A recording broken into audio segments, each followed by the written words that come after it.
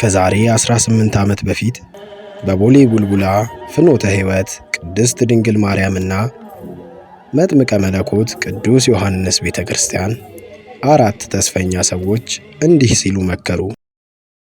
እህቶቼ ዛሬ በዚህ ቅዱስ ስፍራ የተሰበሰብነው ለአንድ ታላቅ ዓላማ ነው። ይኸውም በአጥቢያችን አንድ ትልቅ ሰንበት ትምህርት ቤት ለመመስረት ነው። ይህም ሰንበት ትምህርት ቤት ሕፃናትና ወጣቶችን በእግዚአብሔር ፊት በጥበብና በሞገስ ያሳድጋል። ስሙንም ፈለገ ቅዱሳን እንለዋለን። ልጆቿም የቅዱሳንን ፈለግ ይከተላሉ። ተማክረውም አልቀሩም። ፈለገ ቅዱሳን ሰንበት ትምህርት ቤት ተመሰረተ። ፈሉለታ ለዘላለም አዳንከኝ፣ እግዚአብሔር ተመስገንልኝ። ለዘላለም አዳንከኝ፣ እግዚአብሔር ተመስገንልኝ። በማይነገር ስጦታ በማይከፈል ውለታ ለዘላለም አዳንከኝ፣ እግዚአብሔር ተመስገንልኝ። ለዘላለም አዳንከኝ፣ እግዚአብሔር ተመስገንልኝ። እንግዲህ እህትና ወንድሞቼ ዛሬ እግዚአብሔር ፈቅዶ ይህን ሰንበት ትምህርት ቤት ሰርተናል። ስለዚህ እግዚአብሔር ይመስገን እያልን ማመስገን ይኖርብናል።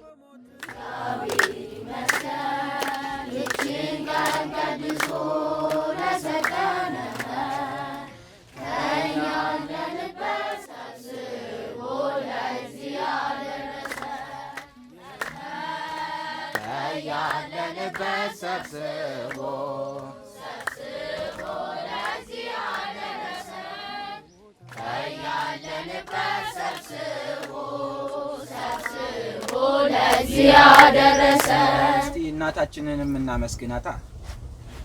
ስምሽን ጠርቼን እንዘምር እስቲ። ስምሽን ጠርቼ መቼ አፍራለሁ ማርያም ብዬ መቼ የምጽናናበት ስምሽ ነውና ሆይ ላቅርብ ላንቺ ምስጋና። ስምሽን ጠርቼ መቼ አፍራለሁ ማርያም ብዬ መቼ ወድቃለሁ የምጽናናበት ስምሽ ነውና ድንግል ሆይ ላቅርብ ላንቺ ምስጋና።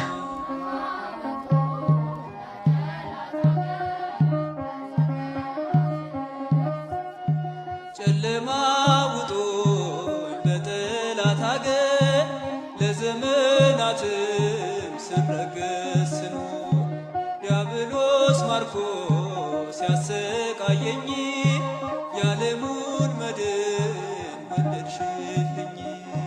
ከአባቶቼ ርስት ከአገር ወጥቼ በአሕዛብ አገር ስኖር ተሸጬ ደርሰሽ አጽናንተሽ አከበርሽኝ፣ ብቸኝነቴን አስረሳሽኝ።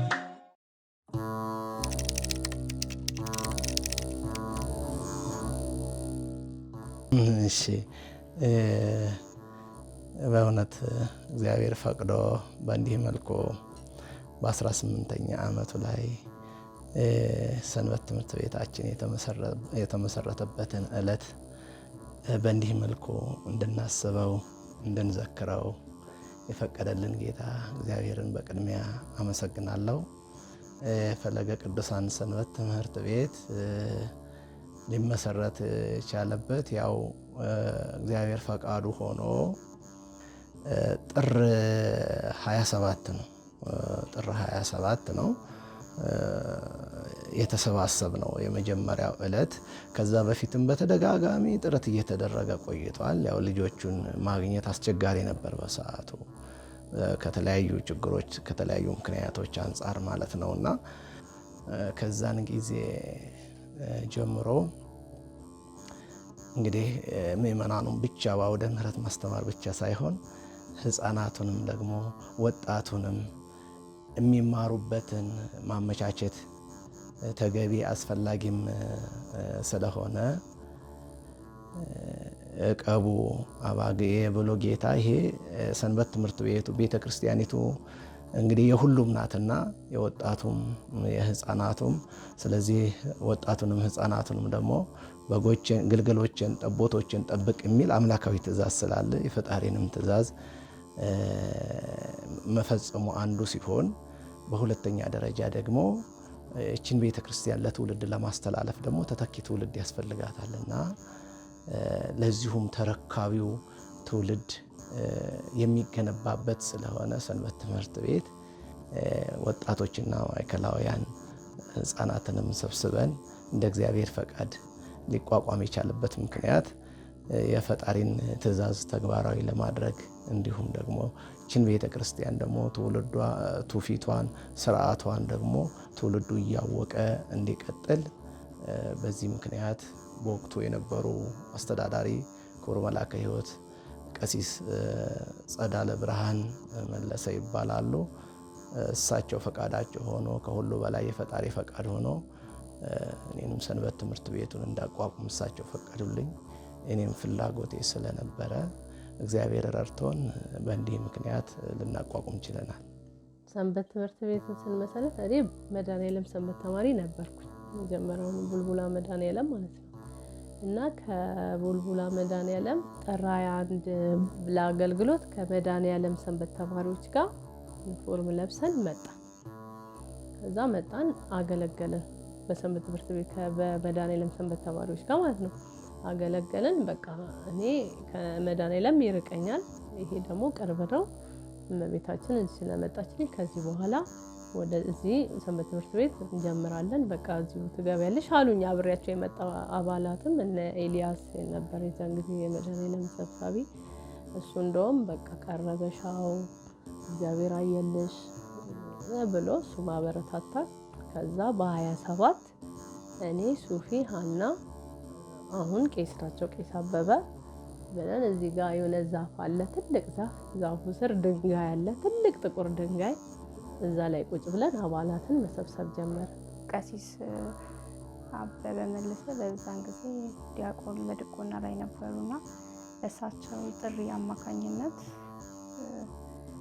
ተነገረን። ያው ለወላጆቻችን ሰምታ ይሄ ነገር እኛ ጋር ደረሰ። በዛን በተነገረን ጊዜ ወደ ሰንበት ቤት ወደ ቤተክርስቲያኑ መጣንና በእለቱ ያው የተወሰኑ ልጆች ነን ተገኝተን እዛ በእንደዚህ አጋጣሚ የተመሰረተ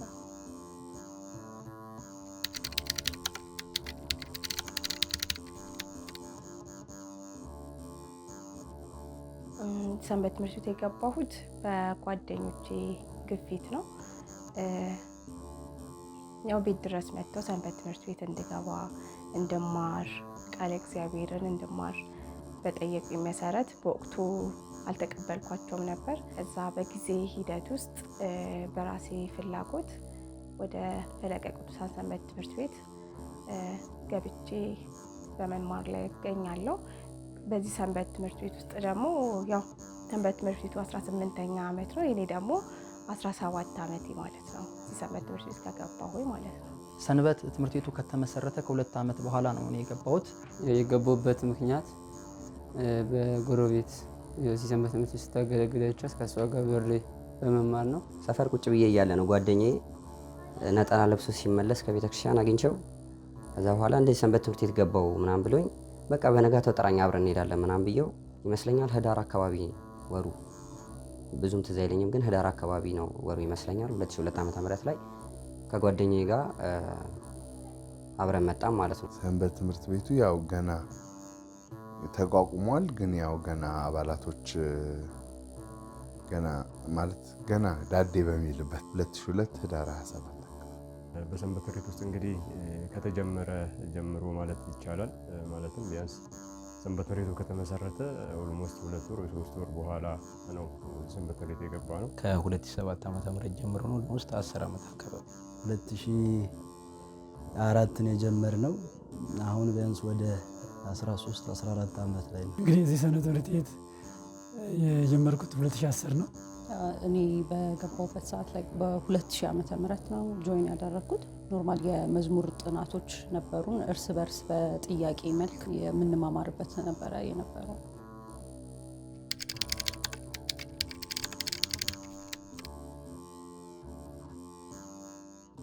መልካም።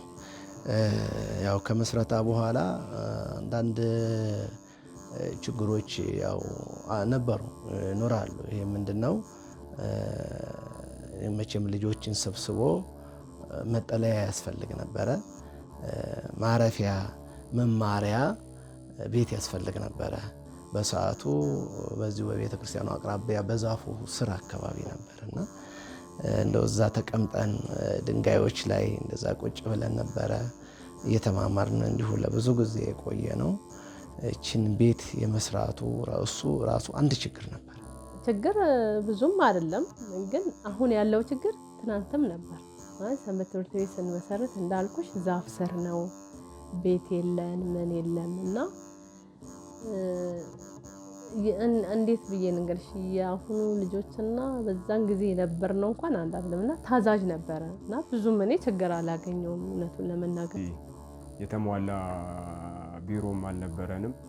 ከሰው ጋር ማለት ከቤተ ክርስቲያኑ ስብከተ ወንጌል ጋር ነበረ አንድ ላይ ቢሮ የምንጠቀመው ማለት ነውና አዳራሽም እንደዚሁ የሰንበት ምንድነው የቤተ ክርስቲያኑ ሰንበቴ ቤት ነበረ የምንጠቀመው ዝክር መዘከሪያና ያንን ለማስፈጸም በጣም ከባድ ችግር ያሳለፍንበት ነበረ በሰንበት ቤት ወይም በእኛ ዘመን ማለት ነውና የዛን ጊዜ ዋናው ችግር የነበረው ምንድነው የልጆች አለመኖር፣ አባላት የሉንም ነበርና እነሱን ቤት ለቤት እየሄድን እየፈለገ ሩቅ መንገድ የዛን ጊዜ እንደዚህ እንትኑ እርሻ ምናምን ነበር እንጂ እንዲህ ቤት የለም እና ሰውም ውስን ነበርና ሩቅ ቦታ እየሄድን ነበረ ልጆችን ስናሰባስብ የነበረውና እኔ እንደ ችግር ብዬ የማየው አንዱ እሱ ነው። በሰንበት ትምህርት ቤታችን እውነት ነው በጣም ብዙ ፈተናዎች ነበሩ። ከዛ መካከል አንዱ እንደነገርኩሽ የመማሪያ ቦታ አለመኖር ነው። እነዛን ደግሞ ያሳለፍንበት ያው ነግሬሻለሁ፣ ውጪ ላይ በየዛፉ ስር ይመቻል ብለን ባሰብንበት ቦታ ላይ ጥናቶችን እያደረግን በዛ መልኩ አሳልፈናል። ሲቀጥል ደግሞ ሌላ ችግር የነበረበት ጊዜ ምንድነው የአካባቢው ማህበረሰብ የግንዛቤ እጥረት፣ ለሰንበት ትምህርት ቤቱ ያለው አመለካከት፣ ወደ ቤተ ክርስቲያን ብዙም የሚመጣ ህብረተሰብ አልነበረም። ምክንያቱም ወንጌሉ ቃለ እግዚአብሔሩ ልክ እንደ አሁን ባለበት ሁኔታ አልነበረም ያለውና በዛ ያ ችግር እንደነበረ፣ ሲቀጥል ደግሞ አባሎቻችን በዛ በወቅቱ ብዙዎች ነበሩ እና የአልባሳት ችግር ነበረብን። ያለው አባል 100 ቢሆን ያለን አልባስ ደግሞ 15 አልባሳቶች ናቸው ያሉት። ያንን እንዴት አድርገን እናብቃቃለን? እንደ መፍትሄ አድርገን የወሰድነው በአቅራቢያችን ያሉ ሌሎች ደብሪያቶች ለምሳሌ እንደ ቅዱስ ጊዮርጊስ ከዛ የተወሰኑ አልባሶችን በማምጣት አገልግሎቶችን ልናሳልፍ ችለናል ማለት ነው። ሰንበት ትምህርት ቤቱ ላይ የነበረው ፈተና በጣም ብዙ ፈተናዎች ነበሩት። እውነት ለመናገር ሰንበት ትምህርት ቤት ሲመሰረት እንደ መጀመሪያነቱ ብዙ ቻሌንጆች ነበሩት እውነት ለመናገር ማለት ነውና አንደኛ እዚህ ቡልቡላ ማርያም አካባቢ ኮንዶሚኒየም አልተሰራም፣ ብዙ ቤቶች አልተሰሩም። ምድረ በዳ ባዶ ነበረ። ቤተክርስቲያኗ ብቻዋን ነበረች። በቁጥር የሚወሰኑ ቤቶች ብቻ ነበሩ ያሉት እና የአገልጋይ እጥረት በተለይ ንግስ ክብረ በዓል ላይ አብዛኛ በእውነት የቃል ኪዳኑን ታቦት አጅበን ለመውጣት የምንቸገርበት ጊዜ ነበር።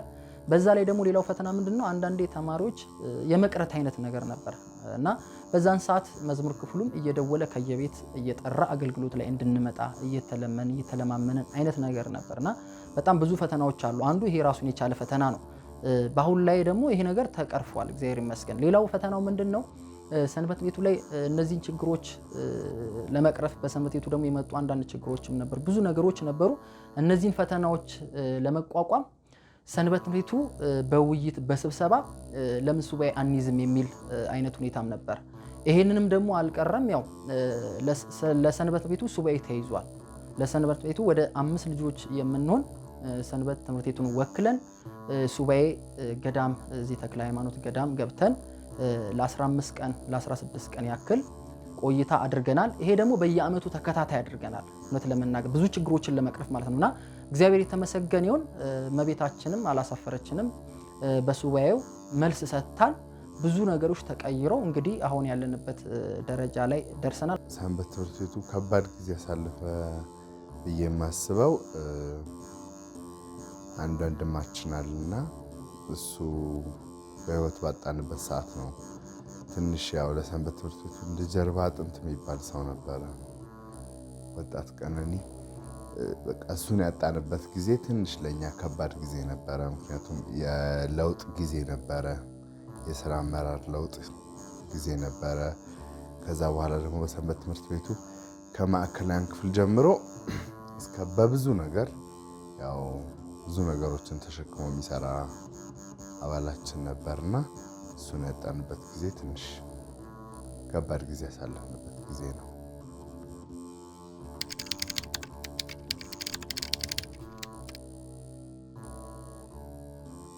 እኔ ያው ሰንበት ትምህርት ቤት ውስጥ የነበረኝ ድርሻ ለሰንበት ትምህርት ቤቱ የሰንበት ትምህርት ቤቱ ሰብሳቢ ሊቀመንበር ነበርኩኝ ማለት ነው። ቀጥሎ ደግሞ ከዛም ደግሞ በተጨማሪ ትምህርት ክፍልም ሆኜ ለ4 ዓመት ያክል 4 ዓመት የሰንበት ትምህርት ቤቱ ዋና ሰብሳቢና ትምህርት ክፍል ሆኜ አገልግያለሁ። ከዛም በኋላ ደግሞ ብቃት ያላቸው ሲተኩ በቅርብ ርቀት በዚህ ደብር እስከነበርኩበት ሰዓት ድረስ ደግሞ በአባልነትም በሀሳብም ሳለይ የረጅም ጊዜ ቆይቻለሁ። ግን ለ4 ዓመት የሰንበት ትምህርት ቤቱ ሊቀመንበርና ትምህርት ክፍል ሆኜ አገልግያለሁ። የስራ ድርሻ ላይ በሰዓቱ የነበረኝ የመዝሙር ክፍልና የኪነ ጥበብ ክፍል ላይ ነበር ደርበን ስንሰራ የነበረው ማለት ነው። በሰንበት ትምህርት ቤት ውስጥ በአባልነት ከገባው በኋላ ኖርማል መደበኛ አባል ከነበርኩኝ ከዛ በኋላ ግን በተለያየ አይነት ክፍሎች ውስጥ መዝሙር ክፍል ላይ ገንዘብ ያዥም መጨረሻ አመቶች ላይ ደግሞ በጸሐፊነት አገልግያለሁ። ልክ እንደገባው ያው በአባልነት ነው ማንኛውም ሰው እንደሚቀጥለው አባል ነው የምትሆነው። ከዛ በኋላ ግን የሰንበት ትምህርት ቤቱ ምክትል ሊቀመንበር፣ ገንዘብ ያዥ፣ ሂሳብ ሹም፣ ከዛ በኋላ ደግሞ ለረጅም ዓመታት በመዝሙር ክፍልነት፣ ከዛ በኋላ ደግሞ በሰብሳቢነት አገልግያለሁ።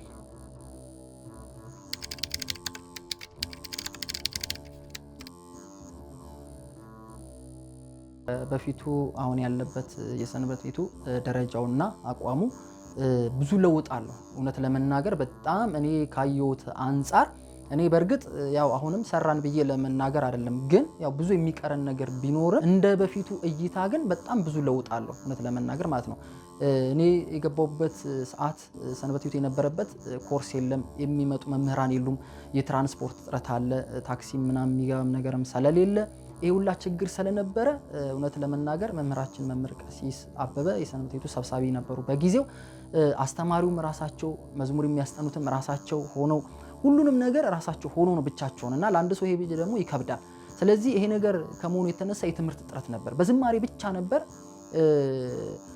ስለዚህ ይሄ ሁሉ እጥረት ነበር። ዞሮ ዞሮ አሁን ግን ሰንበት ቤት ውስጥ ብዙ ነገሮች እየተሰጠ ነው። የአብነት ትምህርት ይሰጣል፣ የኮርስ ትምህርት እየተሰጠ ነው ያለው፣ የመዝሙር ጥናት አገልግሎት እየተሰጠ ነው ያለው፣ ብዙ ነገሮች አሉ። አሁን በአጠቃላይ እንግዲህ በሰንበት ትምህርታችን ውስጥ ወደ 16 ክፍላት ናር ላይ ያሉት በአጠቃላይ በአመራርነት ደረጃ ያሉት እና ይሄ ሁሉ አለ። በፊት የአዳራሽ እጥረትም ነበረ፣ አሁን አዳራሽም አለን። እግዚአብሔር የተመሰገነ ይሁን። በፊት የመምህራን እጥረት ነበር፣ የመምህራን እጥረትም የለብንም አሁን እግዚአብሔር የተመሰገነ ይሁን። ከሌላ እንጠራ ነበር። አሁን ግን ሰንበት ቤቱ የራሷ መምህራን አውጥታለች፣ የራሷ ዘማሪያን አውጥታለች። በፊት ይሄ ነገር ሁሉ የለም። የራሷ ዘማሪያን የሚዘምሩ መዘምራን አውጥታለች፣ የሚሰብኩ ሰባኪያን አውጥታለች፣ ኮርስ የሚያስተምሩ መምህራን አብቅታለች። ስለዚህ ይሄ ሁሉ ተሸፍኗል ማለት ይቻላል። በፊት ለአገልግሎት የሚመጡ አባላት እጥረት ነበር፣ እየደወልን ሁላ የሚጠራበት ጊዜ ነበር። ይሄ ሁላ ተቀርፏል። በጣም ትልቅ ለውጥ አለና እነዚህ ነገሮች ሁላ ተቀርፈው እግዚአብሔር የተመሰገነ ይሁን። ሰንበት ቤቱ አሁን እውነት ለመናገር ራሱን ችሎ መቆም ችሏል ማለት ነውና አሁን ትልቅ ደረጃ ላይ ነው። እንግዲህ ከሌሎች ከሰንበት ቤቶች አድባራት እንግዲህ ይሄኛው የኛ ሰንበት ቤት እንደውም ከፍ ብሎ ላይ ይታየበት ማለት ይቻላል። በርግጥ ከነሱ እኩል ነው፣ በቃ ትክክል ነው። ወደ ኋላ አለንም ወደፊት ነው። እግዚአብሔር ቢፈቅድ አሁንም መድረስ የምንፈልግበት ገና ብዙ ነገር ይቀረናል፣ እንደርሳለን ብዬ አስባለሁ በእመቤታችን ምልጃ። ሰንበት ትምህርት ቤታችን አሁንም ስላለሁበት የበፊቱንም አሁንም አነጻጽሮ ለማውራት ያክል መካከለኛ ወይም ከፍተኛ ላይ ለመድረስ የሚሯሯጥ ሰንበት ትምህርት ቤት፣ ወደ ከፍተኞቹ የሚጠጋ እንደዛ ነው። እኔ ሰንበት ትምህርት ቤት ስመጣ እዚሁ ግቢ ውስጥ ምንም ነገር የለም ማለት ይቻላል። ቤተክርስቲያኗም መቃኞ ቤት በጣም ትንሽ ነበረች። ሰንበት ትምህርት ቤቱ ምንም አይነት አዳራሽ የለም፣ አዳራሽ አይደለም ምንም አይነት እንደ አማራጭ እንኳን የምንጠቀምበት የመማሪያ ቦታ አልነበረንም። አሁን ላይ ደግሞ እግዚአብሔር ይመስገን ከበፊቱ ነው አንጻር ስናነጻጽር በጣም የተሻለና ጥሩ ሁኔታ ላይ ነው ያለው ማለት ይቻላል። ሰንበት ትምህርት ቤት የነበረበት ሁኔታ እና አሁን ያለበት ደረጃ ያው ጥሩ ነው ማለት ሰንበት ትምህርት ቤት እንግዲህ እንደ ታሪክ እንደሰማነው ሰንበት ቤት የቆየበት ዘመን ብዙ ዘመን ነው። ነገር ግን ብዙ ዘመን እንደቆየ 17 ዓመት 18 ዓመት እንደቆየ ትምህርት ቤት አልነበረም የነበረው። ነገር ግን የተወሰኑ ችግሮች ነበሩ በወቅቱ የነበረው ጉዳይ ላይ። አሁንም ቢሆን ያው ችግሮች ቢኖርም ግን የተሻለ አሁን በአሁኑ ሰዓት የተሻለ አገልግሎት ላይ እንገኛለን። በእርግጥ ሲባል የተለየ ለውጥ መጥቶ ሳይሆን አባላቱ አንድ እንዲሆኑ ከማድረግ አንጻር ቀጣይም ስራዎች እንዲሰሩ ሁሉም ሰው ወደ አገልግሎት ሁሉም ሰው እውቀት እንዲኖረው ሁሉም ሰው በእውቀቱ እንዲያገለግል በፍላጎት እንዲያገለግል ከማድረግ አንጻር እየተሰራ ነው ያለው በአሁኑ ሰዓት ሰንበት ቤት ማለት ነው።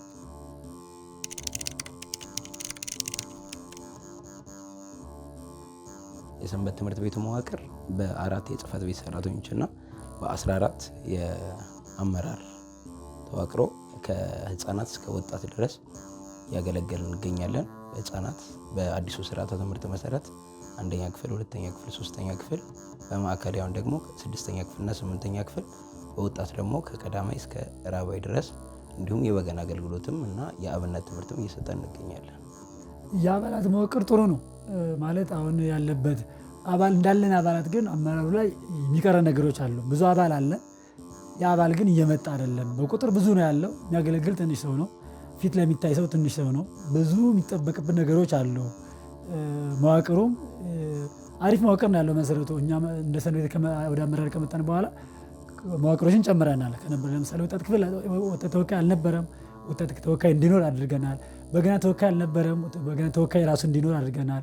መዋቅሮችን እየጨመርን በሰው ፍላጎት አገልግሎቱ እየበዛ በሄደ ቁጥር መዋቅሩ እየጨመረ አገልግሎቱ በሰው ፍላጎት እንዲሆን እያደረግን ያለ ነው። አሁንም እነዛ ነገሮችን እንቀጥልበታለን ማለት ነው።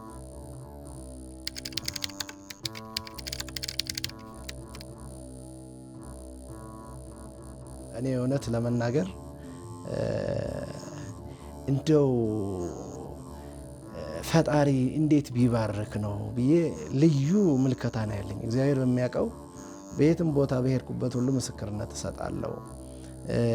ይህ ሰንበት ትምህርት ቤት አሁን የዛኔ የቀድሞዎቹ ትላልቆቹ በነበሩ ሰዓት የነበሩ አይደሉም።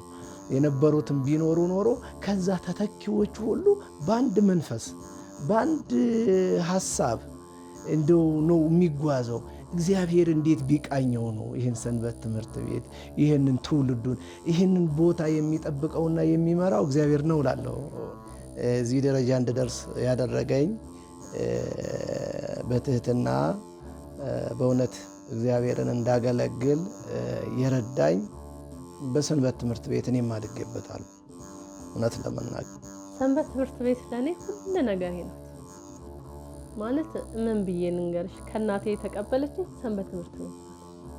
በቃ ሰንበት ትምህርት ቤት እናቴ ናት፣ ትዳሬ ናት፣ ሁሉ ነገሬ ናት ለእኔ ሰንበት ትምህርት ቤት ማለት ከዚህ ዓለም ካየኋቸው ነገሮች ከሁሉም ነገር ሰንበት ትምህርት ቤት ለእኔ በቃ እናቴ በያት ቤቴ ነው። ሰንበት ትምህርት ቤት ከምንም በላይ እንዲህ ነው የመግለጽ ከምችለው በላይ መሰረት ያስኩበት ነው። በሰዓቱ ከነበረኝ ከሰንበት ትምህርት ቤት እንትን ማለት ነው እና ለእኔ ትልቅ ነገር ነው። ብዙ ጥቅም አግኝቼበታለሁ ከሰንበት ትምህርት ቤት። ከሰንበት ትምህርት ቤት ላይ ስትመጣ ብዙ ጊዜ በእድሜ በወጣትነት ጊዜ ላይ ከሌላው በአንተ እድሜ ካለ እንትን የምትለይበት ነገር ዓለማዊ ህይወትህ ላይ ጊዜህን አታጠፋም። እዚህ ጋር ትሰበሰባለህ፣ ትገለገላለህ። እኛ ያው እናገለግላለን ብለን እንላለን እንጂ መጥተን ለራሳችን በረከት ለቤተሰቦቻችን በረከት ይዘን ስለሆነ የምንመልሰው ራሳችን እንገለገልበታለን ማለት ነው። ትርፉ እሱ ነው። ለኔ እንደኔ ሰንበት ትምህርት ቤት ለኔ በጣም እኔ ለሰንበት ትምህርት ቤት ካደረግኩት ይልቅ ሰንበት ትምህርት ቤት ለኔ ያደረገችው ነው የሚበልጠው። ምክንያቱም ከብዙ ነገር ጠብቃኛለች። አጓጉል ቦታዎች ከመዋል ቃለ እግዚአብሔርን ማወቅ አሁን አሉ በእኔ እኩያ ያሉ አሉ ሰፈሪ ውስጥ ሰንበት ትምህርት ቤት የማይማሩ እኔ ከነሱ ጋር ራሴን ሳነጻጽር እኔ ማለት የተሻልኩ ነኝ ሳይሆን ብቻ በእግዚአብሔር መንገድ የሄደና እግዚአብሔር ቤት መጥቶ ደግሞ ሳይማር በሌላ መንገድ የሄደ እኩል አይደለም እይታው ያለውና እኔ ለሰንበት ትምህርት ቤት በጣም ሰንበት ትምህርት ቤትን በጣም ነው የምወደው። ሰንበት ቤት መቆየቴ እውነት ለመናገር ይሄ ነው ብዬ ለመግለጽ ለኔ ይከብደኛል። እኔ ስነሳ እዚህ ሰንበት ትምህርት ቤት ከመምጣቴ በፊት የነበረው ዓላማዬ መንገዴ እውነት ለመናገር ሌላ ነው፣ የተለየ ነው። በጣም እንደውም በትምህርትም ሙላ ብናገረው ህይወቴን ደስ ይለኛልና ዓላማዬ ሌላ ነው። ወደዚህ ቦታ ስመጣ ደግሞ እግዚአብሔር ዓላማዬን ቀይሮልኝ በእውነት በቅድስና ስፍራ እንድሄድ እውነት ከእርሱ ጋር እንደሆነ አድርጎኛል። በፊት የነበርኩበት መንገድ ማስበው ሁላ የተለየ ነበር። እኔ ባሰብኩት ሳይሆን እግዚአብሔር ባሰበው አስኪዶኛል። በጣም ብዙ ጥቅም አግኝቼበታል። እውነት ለመናገር እኔ መንፈሳዊ ጸጋዎችን ያገኙበት፣ መንፈሳዊ ክብርን ያገኙበት፣ መንፈሳዊ ጸጋን እውቀትን ያገኙበት፣ ህይወቴ የተለወጠበት እዚህ መጥቼ ያሰብኩት ሐሳብ ከዚህ በፊት የነበረው የዓለም ሐሳብ ነውና ግን እዚህ ስመጣ ያንን ሐሳብ እግዚአብሔር አስጥሎኝ እመቤታችን አስጥላ መንፈሳዊ ሐሳብ እንዳስብ አድርጋኛለች። እውነት ለመናገር እዚሁ ሆኜ እዚሁ ተድሬ እዚሁ ነው የተዳርኩት። እዚሁ ትዳር ይዤበታለሁ። ትዳሬን እመቤታችን ባርካልኛለች። አግብቼም ብቻ አልቀረውም፣ ልጆች ወልጄ 2 ልጆችም ወልጄ በልጆችም ባርካኛለች እና በእውነት በስጋዊም በመንፈሳዊም ጥቅም አግኝቼበታለሁ እውነት ለመናገርና እውነት ለመናገር በጣም በስጋው ደሙ ከበሬ እንድከበር አድርጋኛለች እመቤታችንና ብዙ ጥቅም አግኝቻለሁ። ግን እንደው ለመግለጽ ያክል በጥቂቱ ይልግለጸው በሚል ያክል ነውና በጣም ብዙ ጥቅም አግኝቼበታለሁ። ሰንበት ትምህርት ቤት በዘው ህይወት ነው ማለት አንድ ኦርቶዶክስ በልጅነት ወይም በወጣትነቱ ጊዜ ሊያልፍበት ሊኖርበት የተገበረው የሚገባ ግዴታም ቢሆን መሆን ያለበት ነው ብዬ ነው የማስበው። ምክንያቱም ብዙ ነገሮች ናቸው ሰንበት ትምህርት ቤት ላይ የምታሳልፋቸው። ሶሻል ነገሮችን ትለምዳለህ፣ ለትምህርት ውጤታማ ትሆናለህ፣ ስነ ምግባር ራስህን ታንጽበታለህ። ለወደፊትህም ለአሁንም ላለህበት ነገር ላለፍክበት ነገር መማሪያ ነው። ትምህርት ቤት ነው። ገዳም በለው ሰንበት ትምህርት ቤት ገዳም ነው። ፈለገ ቅዱሳን ሰንበት ትምህርት ቤት ለኔ ህይወቴ ነች ብል ይሻለኛል። ምክንያቱም አላሳነስባትም። ለምን ብዙ ነገርን አይቼበታለሁ። መጀመሪያ መግቢያ ላይ እንዳልኩ ብዙ ነገርን አግኝቼበታለሁ፣ ብዙ እውቀትን ሸምቼባታለሁ እና እስከ ብዬ የምገልጽበት አይደለችም ሰንበት ትምህርት ቤት ፈለገ ቅዱሳን ለኔ በጣም ልዩ ናት፣ ውብ ናት። በቃ ውብ ነሽ ብሎ ጠቢቡ ሰለሞን እመቤታችንን እንዳከበራት ሁሉ ለኔ ፈለገ ቅዱሳን ውብ ናት ብዬ ነው የማስበው። ያው ሰንበት ትምህርት ቤት እኔ ብዙ ጥቅም አግኝቻለሁ። አንደኛ በግሌም ብዙ ነገሮችን ያገኘሁበት የተማርኩበት ራሴን ያገኘሁበት በመንፈሳዊ መንገድ የሄድኩበትና እስከ ትልቅ ደረጃ ባይባልም በማቀው ልክ በተረዳሁት ልክ የደረስኩባት እውቀት የሸመትኩባት ሰንበት ትምህርት ቤቴ ናት ማለት ነው። ህፃናት ክፍል እያለው ከወጣት ክፍሎች ጋር ነበረ ኮርስ መማረው። ነገሮችን ቶሎ ለማወቅ ወጣት ክፍሎች ጋር እየገባው ነበር ኮርስ መማረው። የተከለሱ መዝሙሮችን ማንም ከሌለ ወዲያው ራሴ በጸሎት ከፍቼ ምናምን ነገር ልጆችን መዝሙር አስከልስ ነበረ። ያ ነገር ያው እየቆየ ለራሴም ጠቅሞኝ ያው አሁን ላይ መዝሙር ለማስጠናቴ ትልቁ ሚና የሚወስደው በፊት የነበረኝ ሳገለግልበት የነበረው ነው ማለት ነው።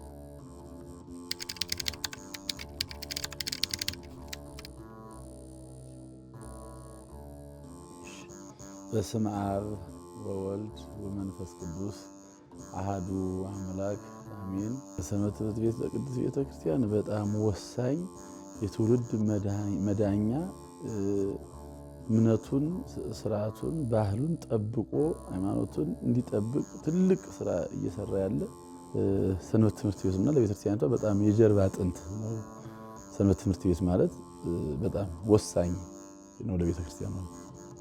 ሰንበት ትምህርት ቤት ለቤተክርስቲያን ምን ያክል አስፈላጊ ነው? እንግዲህ ሰንበት ትምህርት ቤት ክርስቶስ የቤተክርስቲያን ራስ እንደሆነ ሁሉ ቤተክርስቲያንም የእርሱ አካል እንደመሆኗም ሁሉ ክርስቶስ ዛፍ ግንድ የወይን ግንድ እንደሆነ እኛም ቅርንጫፎቹ እንደሆን በዚህ ቤተክርስቲያን አካል ነው።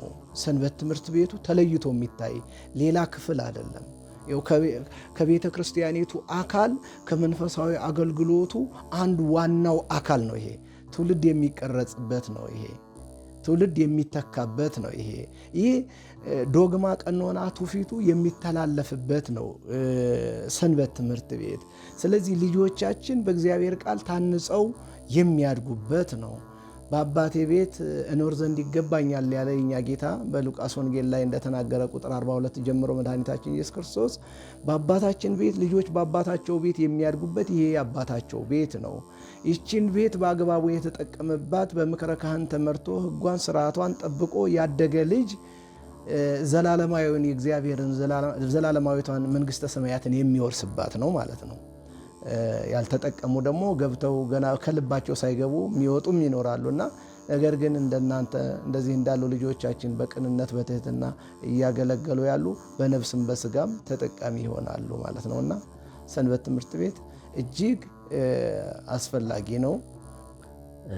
ሰንበት ትምህርት ቤት ለቅድስት ቤተ ክርስቲያን የጀርባ አጥንት ነው ማለት ይቻላል። የጀርባ አጥንት ማለት አንድ ሰው ሙሉ አካል ቢኖረው የጀርባ አጥንት ከሌለው መቆም አይችልም፣ መንቀሳቀስ አይችልም። ቤተ ክርስቲያን ደግሞ ሰንበት ተማሪ ለቤተ ክርስቲያን ሁሉ ነገሯ ነው። ለሰንበት ተማሪ ማለት ለቤተ ክርስቲያን ሁሉ ነገሯ ነው። በሁሉ ነገር ላይ በአገልግሎትን ትውልድን በመቅረጽ ግብረ ገብ ትምህርት ቤትን በመክፈት በማስከፈት የተለያዩ ትምህርት ቤቶችን እንዲስፋፉ ሃይማኖታዊ ትምህርት ሕፃናት በእውቀት በጥበብ እንዲያድጉ ከማድረግ አኳያ ሰንበት ትምህርት ቤት ትልቅ ድርሻና ትልቅ ኃላፊነት አለው።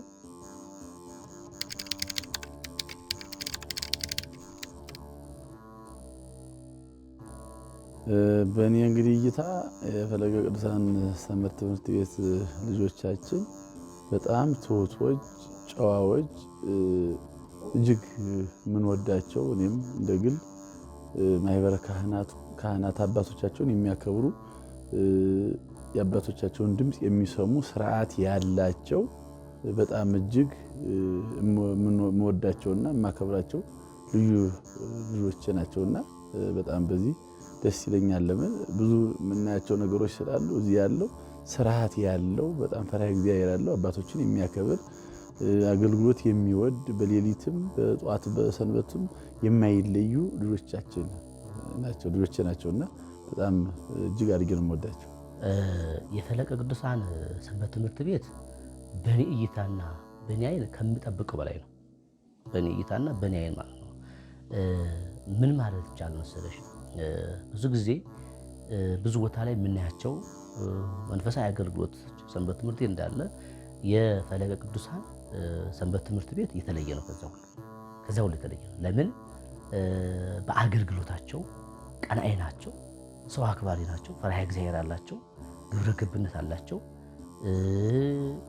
በብዙ ነገር ብታደርጊያቸው በአገልግሎታቸው በምንም እነሱን የሚመጥን አገልግሎት አላየሁም እስካሁን። ብዙ ቤተክርስቲያን ያለው ብዙ ቤተክርስቲያን አውቃለሁ። ፈለገ ቅዱሳን የሚያህል ሰንበት ትምህርት ቤት የለም ብዬ ማለት እችላለሁ።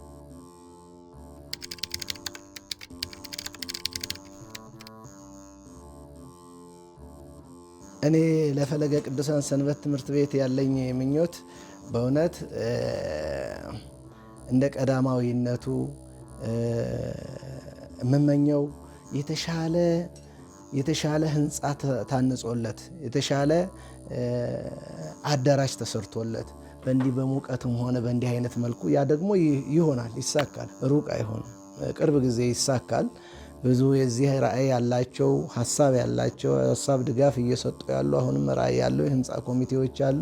ህንፃ ቤተ መቅደሳችን አልቆ ቀጥሎ ደግሞ ይሄ የሚሰራ መሆኑን እኔም የህንፃ ኮሚቴ ህዝብ ግንኙነት እንደመሆን የመጠን የዚሁ ቤተክርስቲያን እየተመካከርንበት ያለ መሆኔም በዚሁ አበስራለሁ። በዚሁም ደግሞ እንደዚህ በቅንነት እያገለገላችሁ ያላችሁ ልጆቻችን እግዚአብሔር ሁላችንንም እኔንም እንደባረከኝ እናንተንም ይባርካችሁ። የተባረኩ ልጆችም ደግሞ በጣም ብዙዎቹ ድቁና እየተማሩ በሊቃውንቱ ድቁና ደረጃ ላይ የደረሱ ልጆቹም ደግሞ እንደዚሁ መልካ ማርያም መልካ ኢየሱስ ተምረው ዜማ የደረሱ እንኳን አይደለም ወንዶቹ ሴቶችም ጭምር የደረሱበት ስለሆነና ይሄ ምን አይነት መባረክ ነው ያሰኛል። እኔንም እድለኛ ነኝ። እንደው ራስን እንደ ማስታበይ እንዳይሆንብኝ ብዬ ነው የማስበውና ግን እድለኛ ነኝ እላለሁ። ብዙ እዚህ ላይ መዘርዘር መግለጥ አልፈልግምና በጣም እድለኞች ስለሆናችሁም ደስ ይበላችሁ እላለሁ እና በእንዲህ መልኩ በመንፈሳዊ ሕይወቱ አድጎ ሰንበት ትምህርት ቤቱ ተስፋፍቶ ብዙ ካህናት ጳጳሳት የሚወጡበት እንዲሆን እመኛለሁ። እንግዲህ ያለ ምኞቴን ስገልጽ ሰንበት ትምህርት ቤቱ ሁለገብ አዳራሽ ተሰርቶ ላይብረሪው ህፃናቱ በየዘርፉ የሚማሩበት በነፃነት የሚያጠኑበት ጭምር እንዲኖር ምኞቴ ነው።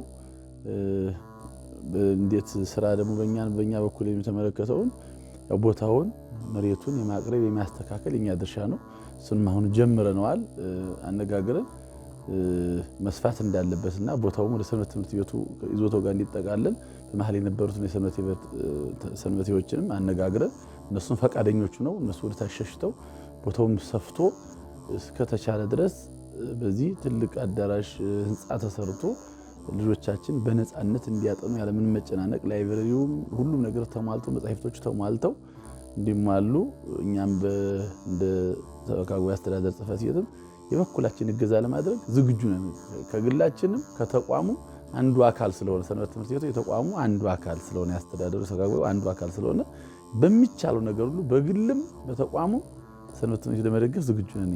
እኔ ያለ ምኞት ሰንበት ትምህርት ቤቱ የተሻለ ደረጃ ላይ እንድንደርስ እፈልጋለሁ። በቃ ምኞቴ እሱ ነው። አሁን ላይ ያለው አለ ነገ ላይ ደግሞ ካሁን ላይ የተሻለ ደረጃ ላይ አድጎ ማየት እፈልጋለሁ። በቃ ማየት የት ላይ መድረስ አለባቸው፣ ምን ሆነ አለባቸው፣ ትውልድን ከማነጽ አንጻር፣ ራሳቸውን ከማነጽ አንጻር፣ ትምህርት ቤቱን ከማስፋት አንጻር፣ ህፃናትን ከማብዛት አንጻር፣ ግብረገብ ስነ ምግባር እውቀትን ከማስፋት ከማጉላት አንጻር ጉባኤ የተለያዩ ጉባኤዎችን ከመስራትና ከመሳተፍ አንጻር አሁንም ቢሆን ጥሩ ነገር እንዳለ ወደፊት ደግሞ ከዚህ የተሻለ ደረጃ ላይ እንዲደርሱ ማየት እፈልጋለሁ። ለሰንበት ቤት ያለኝ ምኞቴ እውነት ነው። ሰንበት ትምህርት ቤት በእውነት የውቅያኖስ ምንጭ ናት። ከታች የምትቀዳ እየጨለፍን የምንጠጣት የምትጣፍጥ ህይወት ናት። በአጠቃላይ ህይወታችን ናት። በስጋም በነፍሳችን ህይወታችን ናት ሰንበት ቤት እና እኔ አሁን ለሰንበት ትምህርት ቤት የምመኘው ያው ሰንበት ትምህርት ቤት ስንል በአጠቃላይ ሙሉ ሁላችንንም አንድነታችንን እና ትልቅ ምኞት እመኛለሁ። ብዙ ደብራት ላይ እንደምመለከተው ሰባኪያን ዘማሪያን እየወጡባት ነውና ፍሬ የምናፈራባት እንድትሆን እመኛለሁ። ምክንያቱም ህንፃው እንዲሰራ ምኑ እንዲሰራ አለም ዋናው ህንፃው እኛ ነን። ህንፃ ቤተክርስቲያን እኛ ነን እና በእውነት እኛ ህንፃ ቤተክርስቲያን ሰዎች ታንጸን ትልቅ ደረጃ ደርሰን ሰባኪያን ዘማሪያን የምንሆንበት አስተማሪ የምንሆንበት በእውነት በስጋው ደግሞ ታትመን በመንፈሳዊ ህይወት የምንመላለስበት እንድንሆን እመኛለሁ። እኔ ሰንበት ቤት በቃ በአጠቃላይ ትላልቅ አባቶች ጳጳሳት የሚወጡበት እንዲሆን እመኛለሁ። ፈለገ ቅዱሳን ሰንበት ትምህርት ቤታችን ትላልቅ አባቶች የሚወጡበት እንዲሆን እመኛለሁ። ምክንያቱም ከማየው አንጻር አባቶቻችንን ጳጳሳትን ብንመለከት፣ መምህራንን ብንመለከት፣ ዘማሪያንን ብንመለከት ትላልቅ ደረጃ የደረሱት ከሰንበት ትምህርት ቤት ነው የወጡት። ስለዚህ የኔም የፈለቀ ቅዱሳን ሰንበት ትምህርት ቤት በእውነት ለኔ ትልቅ ህይወት መንገድ የሆነች ይሄ ነገር እንድትሆን እመኛለሁ። በቃ ትላልቅ አባቶች የሚወጡባት እንድትሆን እመኝላታለሁ። ብዙ ነገርም ቢኖርም ከብዙ ግን ቅድሚያ የምሰጠው ይሄንን ነውና ይሄ ነገር እንዲወጡበት እመኛለሁ። ትምህርት ቤቱ የራሱ የሆነ ትልቅ አዳራሽ ኖሮት፣ ትላልቅ ክፍሎች ኖሮት፣ የራሱ የሆነ ግቢ ኖሮት ህፃናትም በአግባቡ ልክ ዓለማዊ ኬጅ እንዳለ ሁሉ እዚህ በአግባቡ መጥተው የሚስተናገዱበት፣ ምዕመናን በአግባቡ የሚስተናገዱበት፣ ካህናት የሚሰለጥኑበት፣ ሰንበት ተማሪዎችም በአግባቡ የሚማሩበት ለአካባቢው አልፎም ለከተማው ሞዴል የሆነ ሰንበት ትምህርት ቤት እንዲሆን እንፈልጋለን። ለ10 ዓመት እቅዳችን የያዝነው ያ አዳራሹ ተሰርቶ ምዕመናን አካባቢ ያሉት ምዕመናን ተሰብስበው የተሻለ ሞዴል ሰንበት ትምህርት ቤት በምን ሞዴል ሲባል በግብዓትም በፍቅር በአገልግሎት ሞዴል እንዲሆን እፈልጋለሁና እቅድም የተያዘ ስለሆነና ያ እቅድ ተሳክቶ ማየት እፈልጋለሁና ያ እቅድ እንዲሳካ ደግሞ የእግዚአብሔር ፍቃድ ይሆንልን።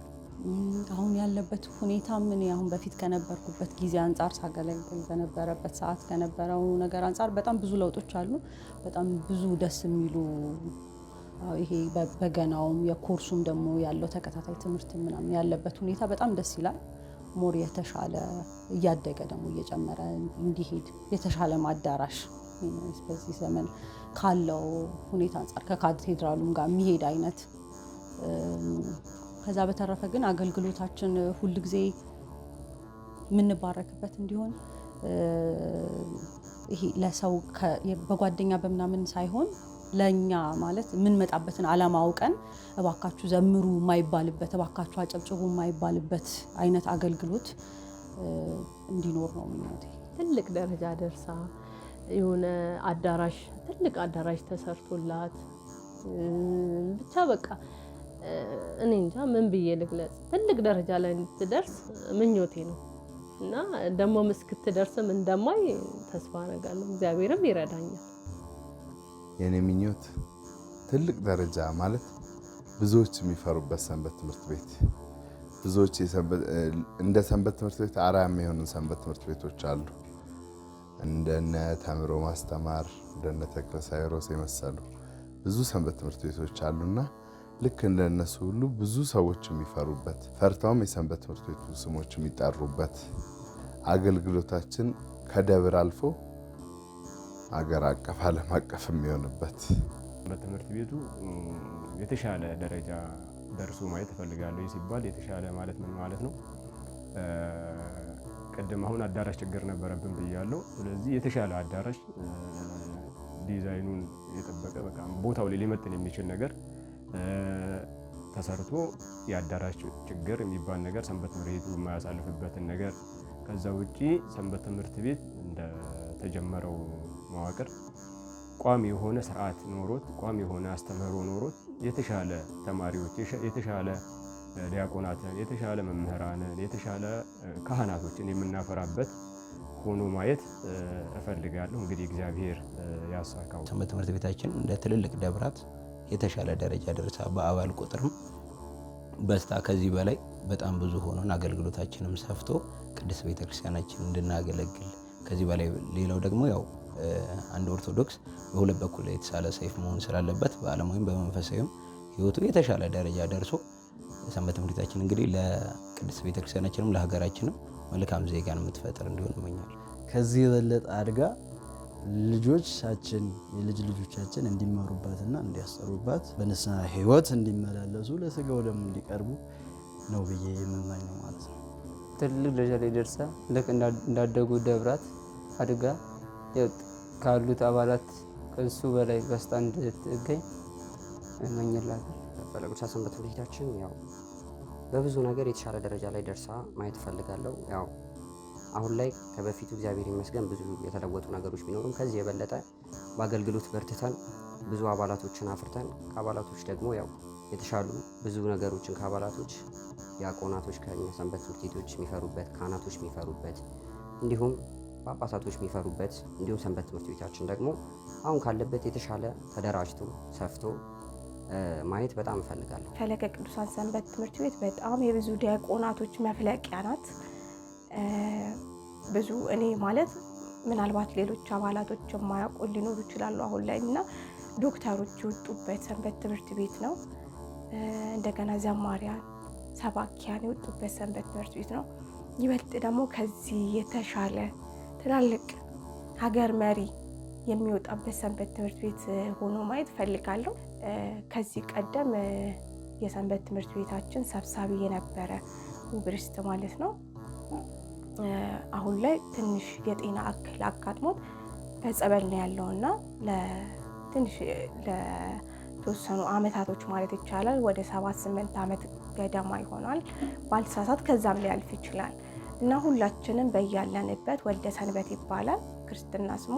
ሁላችንም በያለንበት በጸሎት እንድናስበው ፈልጋለሁ። ነገ ከዚህ ተሻለ ሰንበት ትምህርት ቤት ሆና ማየት የምንችልበት እንዲሆንልን እየተመኘውኝ ትልቁ ነገር ጅማሬ ታናሽ ቢሆንም ፍጻሜ ታላቅ ይሆናልና ዛሬ ያለንበትን ሳይሆን ነገ የምንደርስበትን ማሰብ ይኖርብናል ማለት ነው። ሰንበት ትምህርት ቤት ስንገባ ብዙ ፈተናዎች ከቤት ጀምሮ ማለት ነው ብዙ ፈተናዎች አሉብን። እነዛን ተቋቁመን ከጓደኞቻችንም ዘመኑም ጭምር አንዱ ፈተና ነው። ወደ ብዙ ነገር የሚስብ አለው። ከመንፈሳዊ ሕይወት ወጥተን ወደ ሌላ ዓለም እንድንገባ ወደ ዓለማዊ ሂደት እንድንሄድ የሚመሩ ብዙ መንገዶች አሉና በነዛ ሳንታለን ሰንበት ትምህርት ቤት በያዝነው ሕይወታችን በጀመርነው እስከ ፍጻሜው መሄድ ይጠበቅብናል። እግዚአብሔር ከፈቀደ ዲያቆናትን ማፍራት ይችላል። እስከ ጳጳሳት ድረስ አፍርቶ ማየት ህልሜ ነው ማለት ነው። ለእኔ ትልቁ ምኞቴ ነው። እኔ አባታችሁም በእግዚአብሔር ቃል ዲያቆን ነኝና አባታችሁም ነኝ ወንድማችሁም ነኝ እላቸው ነበርና የድሮ ወንድማችሁ ለመጀመሪያዎቹ ከዛም ቀጥሎ አሁንም ደግሞ አባታችሁ እንኳን ሁላችሁም ቀዳማውያኖች መስራቾቹም በአሁን ደረጃ እያገለገላችሁ ያላችሁ ሁላችሁም እንኳን ለፈለገ ቅዱሳን ሰንበት ትምህርት ቤት 18ኛ ዓመት የምስረታ በዓል እንኳን በሰላም አደረሳችሁ እላለሁ። ለ18ኛው ዓመት የሰንበት ትምህርት ቤት ክብረ በዓል በሰላም በጤና እንኳን አደረሳችሁ። ልጆች እንኳን ደስ አላችሁ። አሁንም በጤና በህይወት ያኑረን፣ ሀገራችን ሰላም ያድርግልን። ቦሌ ቡልቡላ ፍኖተ ሕይወት ፈለገ ቅዱሳን ሰንበት ትምህርት ቤት እንኳን ለ2017 18ኛ ዓመታችሁ በዓል አደረሳችሁ አደረሰ እላለሁ። እግዚአብሔር አምላክ ወዶና ፈቅዶ እዚህ ያደረሳችሁ ቀጣይ ላይም ከዚህ በላይ ደግሞ ሰርታችሁ አገልግላችሁ አጠንክራችሁ ለ20 ዓመት ደግሞ እንድታከብሩ እግዚአብሔር ለዚህ ያብቃን። የዚያን ጊዜ ደግሞ እንድንገናኝ እግዚአብሔር ከሁላችን ጋር ይሁን።